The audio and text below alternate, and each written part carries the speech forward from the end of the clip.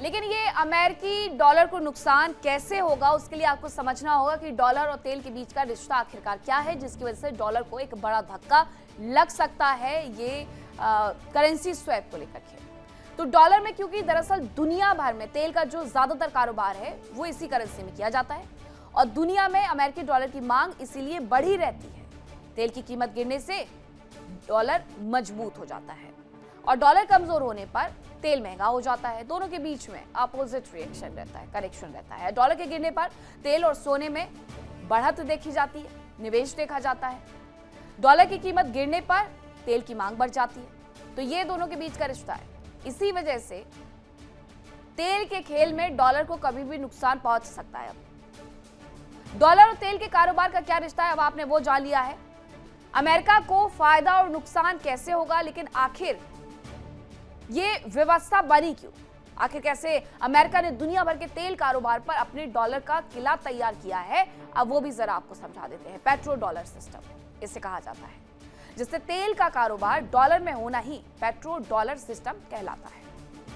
1945 से शुरुआत हम करेंगे। 1945 में दूसरे विश्व युद्ध के बाद यूएस और सऊदी के बीच में रणनीतिक समझौता हुआ। अमेरिका ने सऊदी अरब को सैन्य सुरक्षा देने का वादा कर दिया। बदले में सऊदी ने तेल का जो कारोबार है वो डॉलर में करना स्वीकार कर लिया। 1974 में अमेरिका और सऊदी अरब के बीच में औपचारिक समझौता हुआ। ओपेक का सबसे प्रभावशाली सदस्य सऊदी अरब बन गया। ओपेक देश तेल का कारोबार डॉलर में करने पर सहमत हो गए और लगभग सभी देशों के केंद्रीय बैंकों के पास डॉलर का भंडार होता है। डॉलर के भंडार से तेल का अंतर्राष्ट्रीय कारोबार आसान हो जाता है और कई देश डॉलर की बजाय अपनी करेंसी को प्राथमिकता अब देना शुरू कर चुके हैं। जैसा ब्रिक्स में भी कहा गया था कि ब्रिक्स के जितने भी देश हैं वो सभी ब्रिक्स करेंसी का इस्तेमाल करें, जिसे लेकर के अमेरिका की तरफ से एक भारी भरकम रिएक्शन देखने को मिला और कह दिया गया कि अगर ऐसा हुआ तो डॉलर कमजोर हो जाएगा, अमेरिका को नुकसान होगा, तो हम आपके ऊपर टैरिफ लगा देंगे। ये वाली धमकी उनकी तरफ से दी गई। तेल कारोबार डॉलर की जगह दूसरी करेंसी में करना ही डी डॉलराइजेशन हो जाएगा, क्योंकि शुरुआत से यही व्यवस्था बना दी गई कि दुनिया भर में जो तेल का व्यापार होगा वो सिर्फ और सिर्फ डॉलर में होगा। ईरान से जंग पर नेतन्याहू ने एक बड़ा बयान दे दिया है। उनकी तरफ से क्या बयान दिया गया है वो मैं आपको बताऊंगी, लेकिन राष्ट्रपति डोनाल्ड ट्रंप की तरफ ही नेतन्याहू भी लगातार बयानबाजी करते हुए इस युद्ध में पूरी तरीके से नजर आ रहे हैं। उन्होंने कहा है कि ईरान के साथ जंग खत्म नहीं हुई है। ये बड़ा बयान उनकी तरफ से दिया गया। जंग में कई नए पड़ाव आने बाकी है, ये भी नेतन्याहू की तरफ से कहा गया। उनकी तरफ से कहा गया कि ये सभ्यता के लिए लड़ा जाने वाला युद्ध है। ये नेतन्याहू की तरफ से इस वक्त ये बयान दिया गया जिसमें उन्होंने कहा कि ये सभ्यता के लिए लड़ा जाने वाला युद्ध है। जंग में और कई नए पड़ाव आएंगे, यानी बातचीत सिर्फ और सिर्फ एक ढोंग है जो कि बार बार पाकिस्तान के बिल बढ़ाने के लिए किया जा रहा है। एक बार फिर से अमेरिका पाकिस्तान जाने के लिए तैयार है, लेकिन ईरान मना कर रहा है और पाकिस्तान उन्हें मनाने में जुटा हुआ है। लेकिन इसका ढोंग का फायदा क्या जब लड़ना ही है तो? खबर यह कि हॉर्मुज स्ट्रेट में शिपिंग ट्रैफिक पर मीडिया रिपोर्ट्स ये दावा कर रही हैं कि 28 फरवरी से 12 अप्रैल के बीच में केवल 279 जहाज गुजरे हैं। हॉर्मुज स्ट्रेट में शिपिंग ट्रैफिक पर यह बड़ी खबर है। जहां से पहले रोजाना 100 जहाज गुजरते थे, वहां लगभग 2 महीनों के भीतर आप ये समझ लीजिए कि जहाजों की संख्या घटते घटते 279 तक पहुंच गई। 28 फरवरी से 12 अप्रैल तक के ये आंकड़े हैं। रोजाना यहां से 100 जहाज गुजरते थे और ये 2 महीने के भीतर वहां से सिर्फ 279 जहाज गुजर पाए हैं। यानी आप ये समझ लीजिए कि 1% पर वो ट्रैफिक आ गया है जो कभी 100% हुआ करता था। जहां जहाज गुजरने के लिए लाइन लगा करके खड़े रहते थे, वहां हॉर्मुज पर जिस तरीके से ईरान और अमेरिका नाकेबंदी करके बैठे हुए, पहरेदारी करके बैठे हुए हैं, उसकी वजह से दुनिया भर को इसका खामियाजा भुगतना पड़ रहा है। दुनिया भर में तेल का संकट हॉर्मुज स्ट्रेट की वजह से गहरा रहा है और उसके पीछे की वजह ईरान और अमेरिका की जिद है, जिसने दुनिया को इस गर्त में पहुंचाना शुरू कर दिया है। हॉर्मुज दुनिया में तेल और गैस के कारोबार की एक अहम कड़ी है, लेकिन जंग की वजह से यहां से गुजरने वाले जहाजों की संख्या बेहद कम हो गई है और इसका सीधा असर पूरी दुनिया पर देखा जा रहा है।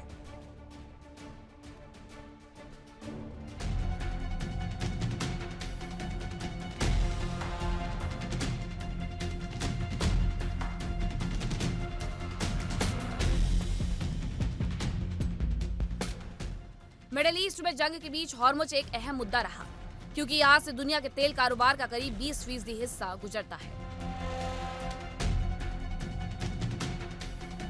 और ये रास्ता यूरोपीय और एशियाई देशों के लिए काफी अहम है।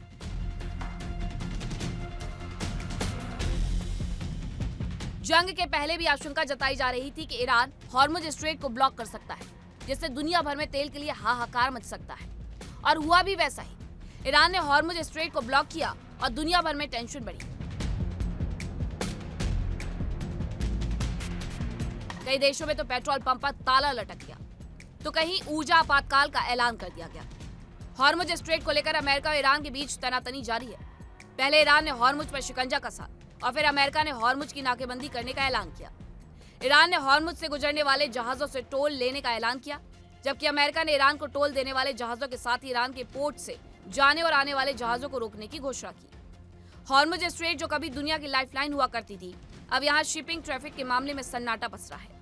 जहाँ कभी रोजाना करीब 100 जहाज गुजरते थे, करीब 45 दिन में 280 जहाज ही गुजरे हैं।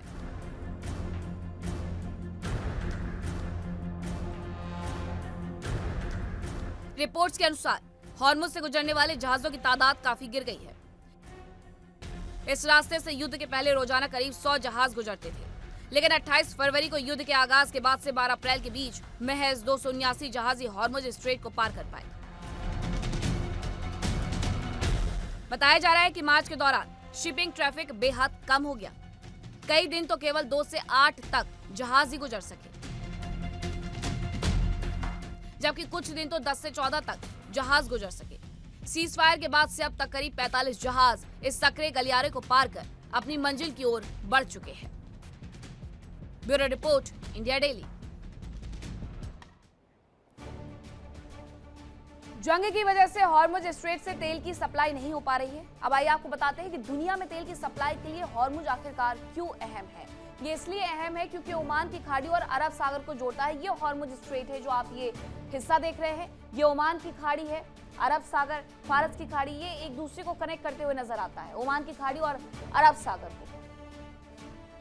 इसी वजह से ये जगह बेहद अहम हो जाती है क्योंकि यहाँ से कई देश, कतर, सऊदी अरब, यूएई, ओमान, अन्य देशों को, ईरान जिसमें शामिल है, अन्य देशों को यहाँ से तेल सप्लाई करता है।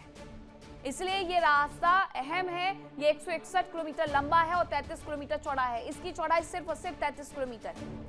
यहाँ पर जहाजों की लाइन खड़ी होती है कि भाई एक एक करके जहाज यहाँ किसी तरीके से निकले। शिपिंग लेन केवल 3 किलोमीटर चौड़ी है क्योंकि जो शिपिंग लेन है। अब इसी स्थिति को हालांकि थोड़ा पलटा भी जा रहा है। ईरान कह रहा है कि वो अब दूसरा रास्ता देगा, लेकिन तब जब ये युद्ध खत्म हो जाएगा, क्योंकि उसने यहाँ पर बहुत सारी बारूद बिछा दी है और वो खुद भूल गया है कि उसने कहाँ बिछाई है। दुनिया का करीब 20% तेल यहाँ से गुजरता है। इसके साथ अब वो व्यापार नहीं हो पा रहा है जो पहले 20% का हुआ करता था। सऊदी अरब, यूएई के लिए ये सबसे ज्यादा अहम है। यहाँ आपको सऊदी अरब की स्थिति समझ में आ जाएगी और इसके साथ साथ यूएई का जो हिस्सा है वो भी समझ में आ जाएगा। ये व्यापारिक रूट इसीलिए बेहद अहम है। कुवैत और इराक के लिए भी ये बेहद महत्वपूर्ण है, कतर के लिए भी बेहद महत्वपूर्ण है और ओमान के लिए भी बेहद महत्वपूर्ण है। ओमान की खाड़ी और अरब सागर को जोड़ने वाला ये हॉर्मुज स्ट्रेट इस वक्त 2 देशों की वजह से बंद पड़ा हुआ है। ईरान जो इस पर पूरे तरीके से अपनी लगाम चाहता है, पाबंदी लगाना चाहता है, तो दूसरी तरफ वो ये चाहता है कि अमेरिका वहां से चले जाए। अब आपने देख लिया कि हॉर्मुज स्ट्रेट दुनिया के लिए कितना अहम है। अब आपको ये बताते हैं कि हॉर्मुज स्ट्रेट के आसपास ईरान का अपने पड़ोसी मुल्कों से आखिरकार विवाद क्या चल रहा है। ईरान और ओमान के बीच में सबसे पहले मैं आपको विवाद समझाती हूँ कि इन दोनों देशों के बीच में विवाद क्या है। तो इन दोनों देशों के बीच में हॉर्मुज स्ट्रेट के उत्तर में ईरान और दक्षिण में है ओमान और यूएई। हॉर्मुज के मुहाने पर ओमान का मुसंदम प्रायद्वीप है, जिसके ठीक सामने मैं खड़ी हुई हूँ। ये मुसंदम प्रायद्वीप है। ये इससे लेकर के भी इनके बीच में लगातार खुन्नस देखने को मिलती है। हॉर्मुज स्ट्रेट के उत्तर में ईरान और दक्षिण में ओमान, यूएई है। आपने ये जान लिया। ओमान का जो मुसंदम प्रायद्वीप है हॉर्मुज के मुहाने पर ही है। वो इसकी स्थिति एक बार फिर से आप देख लीजिए, हॉर्मुज के मुहाने पर ही है ये मुसंदम प्रायद्वीप। ओमान की मुख्य भूमि से हालांकि ये मुसंदम प्रायद्वीप अलग है। मुसंदम तट से लगभग 12 समुद्री माइल्स यानी करीब 22 किलोमीटर तक ओमान का अधिकार है। इसीलिए जब ये कहा गया कि हम यहाँ पर नाकेबंदी लगाएंगे, तो ये बात स्वीकार आसानी से ईरान की तरफ से कर ली गई थी कि वो इसका आधा पैसा ओमान के साथ बांटेगा। हालांकि ओमान ने साफ तौर पर इनकार कर दिया कि उन्हें कोई पैसा नहीं चाहिए।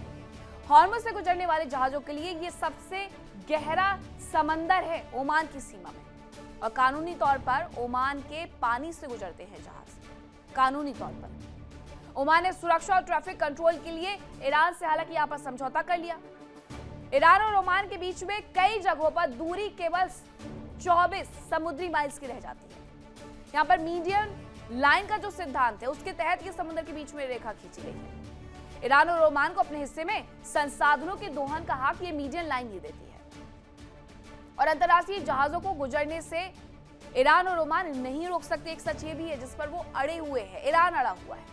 अब इसके बाद आपको बताती हूँ कि आखिरकार ईरान और यूएई के बीच में क्या विवाद रहता है। सबसे पहले ये जानिए कि यूएई का तट सीधे तौर पर हॉर्मुज के सक्रिय हिस्से को नहीं छूता है, लेकिन ओमान और ईरान के साथ यूएई की समुद्री सीमा मिलती है। यूएई और ईरान के बीच में अबू मूसा, ग्रेटर चुनाव, लेसर चुनाव द्वीपों को लेकर के लगातार विवाद गरमाया रहता है। लेसर चुनाव द्वीपों पर फिलहाल ईरान का कब्जा है,